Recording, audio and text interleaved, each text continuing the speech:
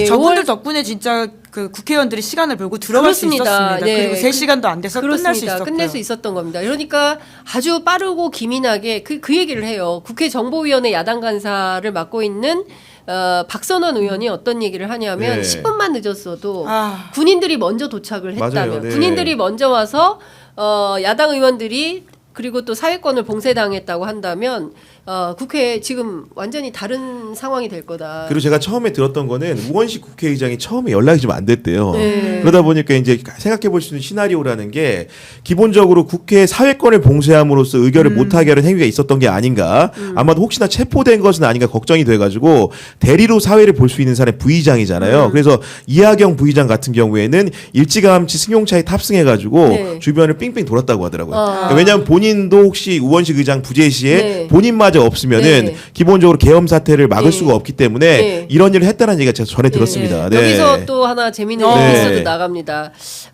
제가 앞서 말씀드린 대로 어제 국회에 월담하신 분들이 많아요. 네. 이재명 대표도 이재명 대표도 월담했대요. 저희 후배가 전화 와서 선배 담 넘어도 될까요? 이러는 네, 거죠. 내가 네. 담 넘어도 돼? 이랬더니 이재명 대표 옆에서 넘고 있어요. 이러는 거. 넘어.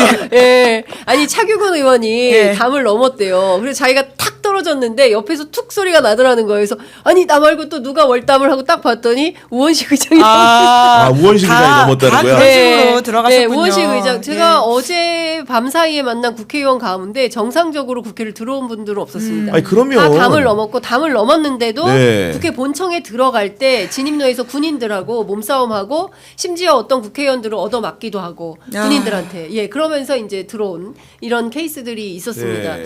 지금 준비된 사진이 하나 더 있는데요.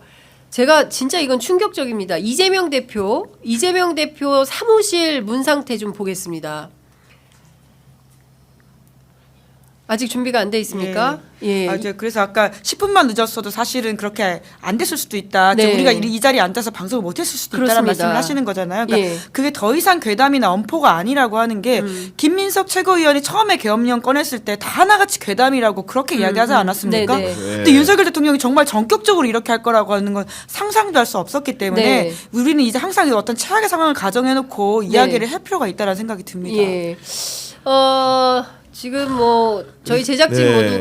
모두가 다 밤을 새우고 한숨도 네. 잠을 못 잔 상태이기 때문에 지금 뭐 준비하는데 조금 시간이 걸리는데 좀 네. 참담합니다. 참담한 사진 한 장을 잠시 후에 공개해서 보여드리도록 그리고 제가 하겠습니다. 김용현 이제 그 장관에 대한 배경 설명을 드리면 네. 이분이 경호처장, 네. 경호처장이란 대통령을 지키는 사람이잖아요. 예. 이분이 왜 또 국방부 장관의 지위에 예. 오르게 됐을까? 왜냐하면 그때부터. 기존에 있었던 그 국방부장 신원식 같은 경우에도 네. 대통령 충성파로 분류가 되는데 굳이 왜 김용현으로 변경을 했을까? 아마도 오늘의 계엄 사태가 이런 설명을 해준다고 생각을 하고 네. 여러분 많은 분들 아시겠지만 김용현 그 장관 같은 경우에는 대통령과 충암고 선후배 지간입니다. 그렇습니다. 그렇기 때문에 그 대선 캠프를 만들고 나서도 가장 먼저 합류했던 1호 멤버라는 말씀을 드리고요. 예. 지금 용산 대통령실 이전 문제가 굉장히 크게 화두에 오르지 않습니까? 네. 감사원장을 탄핵한 사유, 제일 번 사유가 바로 대통령실 관저 이전 문제 같은 것들인데 네. 당시에 청와대 이전 TF 부팀장으로 용상시대를 연 주역이 바로 김용현 후보자입니다. 그리고 네. 입틀막 사건 아시죠? 강성희 전 의원이 경호원들이 강제로 들고 나가거나 네. 카이스트 그 졸업생을 강제로 퇴장시키는 장면이 연출됐는데 이것이다. 예. 김용현 장관이 경호처장을 할 때 있었던 일들이다. 네. 쉽게 말하면은 비상계엄이라는 것은 입틀막을 넘어서서 네. 국민의 기본권을 완벽하게 제약하는 형태로 나가는 것인데 대통령의 최측근이라는 사람이 이 사안의 핵심에 서 있다라는 네. 것을 분명히 알아야 됩니다. 예. 김용현 장관 사실 청문회 때부터 계엄령 이야기가 나왔던 거거든요. 그때 그 수많은 야당 의원들이 질문했을 때 거짓 선동 하지 말라고 하면서 그렇게 부인을 했었는데요. 나부터 안 하겠다고 했어요. 예. 나부터 안 하겠다고 했는데 지금 김용현 장관이 직접 건의했다는 거 아니에요. 예. 그리고 또 그 국회 정보위 야당 간사 누구죠? 국회 박선원 의원, 박선원 예, 예. 의원의 그 설명에 따르면 그 실제로 본인의 그 어떤 탄핵 문제가 다가오는 것을 좀 위기감을 느끼고 그리고 대통령 옆에서 네. 얘기를 한 거 아니냐. 감사원장 다음은 국방부 장관이다. 예. 지금에서는 뭐 자리를 지킬 뿐만이 예. 아니라 사실 예, 처벌받아야 예. 될 사람이라는 생각이 그렇습니다. 들고요. 그 당시에 그렇게 청문회가 거짓 선동하는 자리 아니라고 발끈하면서 오히려 야당 의원들 비아냥거리는 태도를 보이기도 네. 했었던 사람인데요. 예. 지금 그때 했던 말 하나도 믿을 게 없다는 생각이 들고요. 예. 뿐만 아니라 이재명 대표가 계엄령 발언하고 나니까 용산 대통령실에서는 뭐라고 했었냐면 사실 아니라고 하면서 당대표직 걸라고 했었거든요. 이 모든 것에 대한 그 말책임을 어떻게 질 그렇습니다. 겁니까? 예.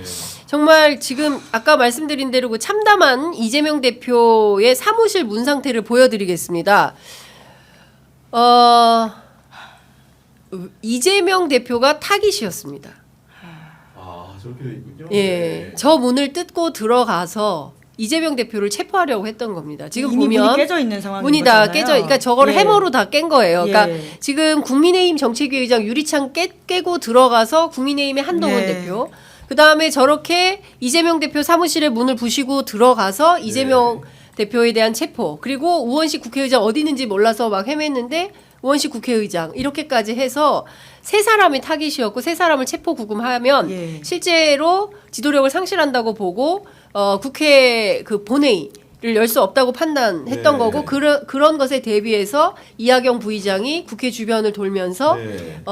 다음 사회권을 맡으려고 준비를 했어요. 아니, 이게 사실 지금 박근혜 정부 때 예. 탄핵이 임박했을 때 아니 북한이 쳐들어왔으면 진짜 이게 당시 뭡니까? 어떻게